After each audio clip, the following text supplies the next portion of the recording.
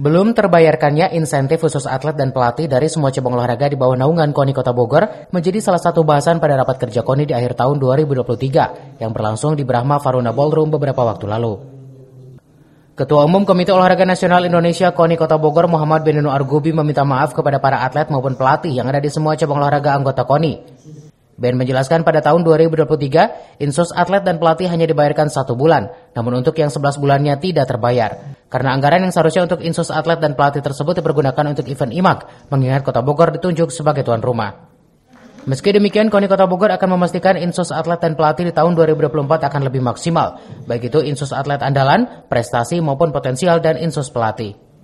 Hari ini atlet-atlet yang hari ini duduk di sini, insya Allah akan mendapatkan kesempatan hidup lebih layak lagi ke depan. Terima kasih banyak.